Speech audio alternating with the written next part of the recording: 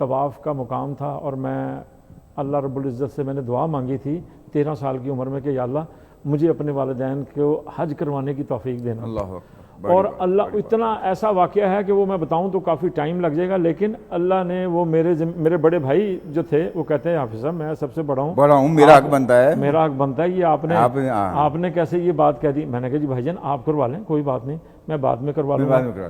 تو وہ اس وقت جو ہے وہ حج کی جن درخواستیں جو آتی تھی نا اس میں جن کے پیسے باہر سے آ جاتے تھے ان کی قرآن اندازی نہیں ہوتی تھی، اور جن کے جو یہاں سے ہوتے تھے ان کی قرآن اندازی ہوتی تھی. بالکل. میرے بڑے بھائی نے مجھے فون کیا کہ حافظ صاحب میں چھوٹا تو تھا لیکن مجھے سارے حافظ صاحب ہی کہتے تھے، حافظ صاحب یہ آپ کے ہی حصے میں آنے والا ہے. میں نے کہا آپ نے دعا کہاں کی؟ آپ کی اجازت ہو گئی تو عبدالباسط محترم جب میں اپنے والدین یہ بھی میں یعنی ان اولاد کو یہ پیغام دینا چاہتا ہوں، ایک مرتبہ اپنے ماں باپ کے ساتھ حسن و سلوک کر کے دیکھ لو. اگر کسی کو نقصان ہوگا میرا نمبر سب کے پاس آ جائے گا، میرے سے وہ جانا وہ نقصان لے لینا آپ کہ ماں باپ کی جو خدمت کا سوچ بھی لے انسان.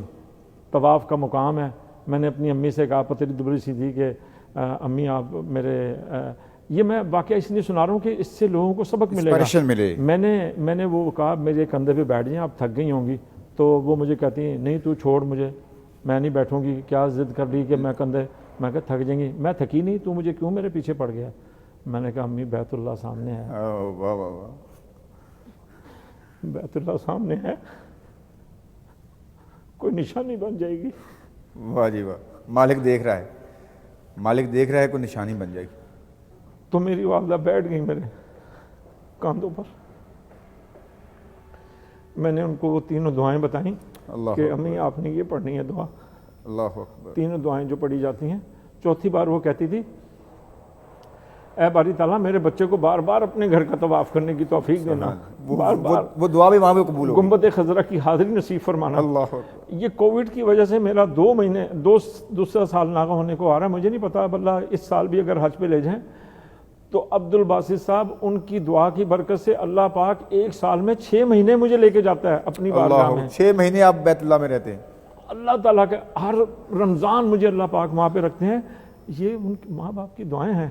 تو میں اس نوجوان نسل کو میں یہ پیغام دینا چاہتا ہوں والدین کے حوالے سے، میرے بچوں، میری بیٹیوں، میرے بیٹوں، سمجھ جاؤ یار یہ وقت بار بار نہیں آئے گا.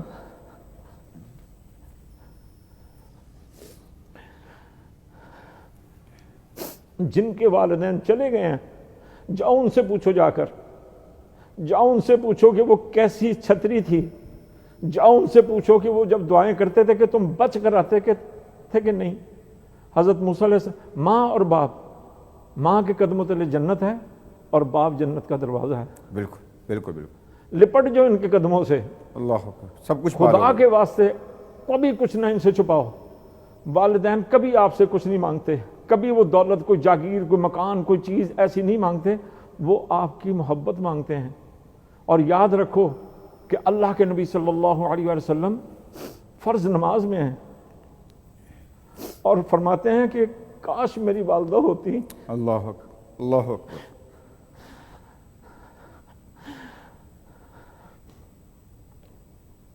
اور مجھے وہ پکارتی محمد. میری 2 رکعتیں ختم ہو چکی ہوتی. اللہ اکبر. میری 2 رکعتیں ختم ہو چکی ہوتی ہیں اور مجھے وہ آواز دیتی تو میں نیت توڑ کے کہتا جی امی جان، جی امی جان. تو میں یہ بات آپ کو بتانا چاہتا ہوں اور بار بار آپ کو میں یہ بات کہتا رہوں گا، اگر کچھ پانا ہے تو اللہ رب العزت کے سامنے جھکے رہیں، اللہ کی رسی کو تھام لیں، اس کی رسی کو مضبوطی سے تھام لو. اللہ ہماری شارگوں سے بھی زیادہ نزدیک ہے. اللہ اکبر. اللہ اکبر. اللہ کے نبی صلی اللہ علیہ وسلم کی سنتوں پہ عمل کرنے والے بن جو بیٹو، میری بیٹی ہو، میرے بھائی ہو، میری بہن ہو. پھر اپنے والدین کے قدموں سے لپٹ جاؤ.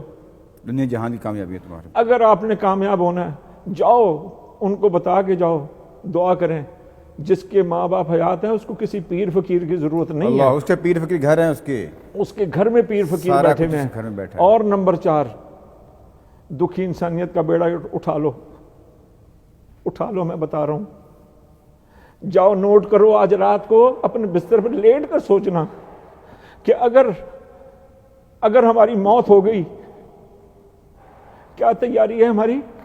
اللہ چلو یار یہی نیک کام کر لو، کسی دکھی انسانیت کا بیڑا اٹھا لو، رکھو کسی یتیم کے سر پہ ہاتھ، اللہ اکبر۔ پھر تم حرارت دیکھو، کسی پریشان کی پریشانی دور کرو، پھر تم اپنی کیفیت کو دیکھو، کسی بھولے بھٹکے کو راستہ بتا دو، کسی کو پانی پلا دو، کسی کو روٹی کھلا دو۔ ہم تم سے کچھ نہیں مانگتے، سہارا ویلفیئر فاؤنڈیشن خیرات نہیں مانگ رہی آپ سے، اس کی اپیل نہیں کر رہی، اس کے لیے ہم کوئی ڈرامہ نہیں کر رہے آپ سے۔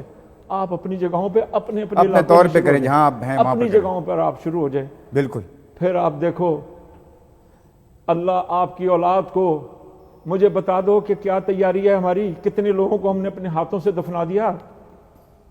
مجھے نہیں پتا میں نے ناروے کے اندر کتنے لوگوں کو اپنے ہاتھوں سے غسل دیا ہے، رات کو بات کر رہے ہیں، صبح ان کا میں جنازہ پڑھنے کے لیے جنازہ پڑھنے کے نہیں جا رہا ہوں، ان کو غسل دینے کے نہیں جا رہا ہوں آخری۔ اسی طرح موت آن لپکے گی، خدا کے لیے وقت نہیں ہے۔ مجھے بتا دو، میں آپ لوگوں سے سوال کرتا ہوں، مجھے بتا دو کتنی اپنی جگہ پہ آپ اپنی عمریں دیکھ لیں، کتنی عمر ہے، کتنی عمر ہے ہماری، کہاں چلی گی بقایا حصہ؟ اسی طرح موت آن دبوچے گی اور ہمیں پتہ بھی نہیں چلے گا۔